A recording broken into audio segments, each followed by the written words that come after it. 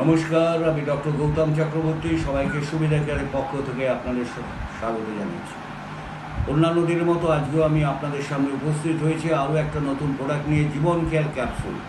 এই জীবন কেয়ার ক্যাপসুলটা কেন, কখন, কিভাবে ব্যবহার করবেন সেই সম্বন্ধে নিশ্চয়ই আমি বলবো, আলোচনায় আসবে সেটা। কিন্তু তার আগে আমি বলে দিই এর মধ্যে কী কী মূল কম্পোজিশন আছে। যষ্টি মধু আছে, তুলসী আছে, এর সঙ্গে রয়েছে আপনার জাসামনসি আছে, এর সঙ্গে রয়েছে লবঙ্গ আছে, পিপিলি আছে এবং সান্ট আছে। সান বলতে আমরা যেটাকে বলি আদা, জিঞ্জির অনেক অফিসিয়ালি। তাহলে বুঝতে পারছেন এই সমস্ত প্রোডাক্ট সমৃদ্ধ, মানে ইনগ্রেডিয়েন্ট সমৃদ্ধ এই যে প্রোডাক্টটা, এই জীবন কেয়ার ক্যাপসুল একটা অসাধারণ প্রোডাক্ট। কোথায়, কেন, কখন, কিভাবে ব্যবহার করবেন?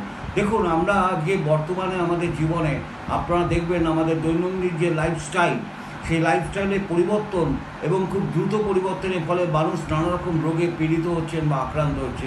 তার মধ্যে একটা হচ্ছে এই পলিউশনের কারণে হোক, ডাস্ট অ্যালার্জি থেকে বা বিভিন্ন কারণে হচ্ছে প্রচুর মানুষ নিঃশ্বাস নিতে কষ্ট পাচ্ছেন, অর্থাৎ রেসপিরেটরি প্রবলেম।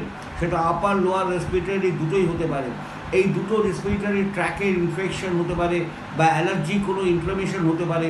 বিভিন্ন কারণে মানুষ কিন্তু ব্রিদিংয়ের প্রবলেম হচ্ছে, অর্থাৎ ঠিকমতো শ্বাস প্রশ্বাস সে নিতে পারছে না। তো এই যে সমস্যাটা, তার কারণ হচ্ছে অনেক সময় দেখা যাচ্ছে এই পলিউশনের কারণে বিভিন্ন লাংস টিস্যুগুলো ড্যামেজ হয়ে যাচ্ছে, স্কার টিস্যু হচ্ছে, নতুন টিস্যু তৈরি হচ্ছে না, এবং তার ফলে কী হচ্ছে, ব্লাড সাপ্লাইও ওখানে কমে যাচ্ছে। এই যে বিভিন্ন কারণে এই যে লাংসের সমস্যা, লাংসের টক্সিন লেভেলটা বেড়ে যাচ্ছে, এবং সেটা যদি বিভিন্ন টেস্টে ধরা পড়ে ডাক্তার তখন বড় বড় অ্যান্টিবায়োটিক দিয়ে থাকেন। কিন্তু আমি আপনাদের বলবো একটু সাবধানতা অবলম্বন করুন, এই জীবন কেয়ার ক্যাপসুলটা রেগুলার ব্যবহার করুন।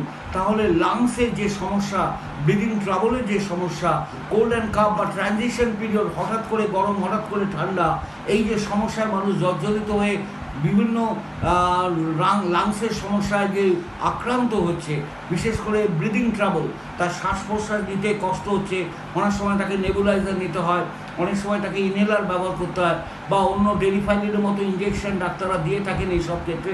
তো আমি আপনাদের রিকোয়েস্ট করব বা রেকমেন্ড করব, আপনাদের লাংসের যে কোনো সমস্যা হলে বা ব্রিদিং সমস্যা হলে সেখানে আপনি অবশ্যই, এবং রক্ত সঞ্চালন যেখানে ঠিকমতো না হওয়ার ফলে আপনারা এই যে সমস্যা আক্রান্ত হচ্ছেন, বা বিভিন্ন ডাস্ট পলিউশনের কারণে যে আপনার লাংস টিস্যুগুলো ড্যামেজ হয়ে যাচ্ছে, স্কার টিস্যুতে পরিণত হচ্ছে, and that scar tissue is not getting replace by the new tissue, তার ফলে কী হচ্ছে, এই ধরনের সমস্যা দীর্ঘস্থায়ী হচ্ছে এবং মানুষ COPD, chronic obstructive pulmonary disease বলে একটা রোগ আছে, সেই রোগে আক্রান্ত হচ্ছে, এবং অনেকে পেরিনিয়াল অ্যাজমাতে ভুগছেন, অর্থাৎ সারা বছর তার নানা রকম ব্রিদিং ট্রাবল বা অ্যাজমা প্রবলেমে সে কষ্ট পাচ্ছে।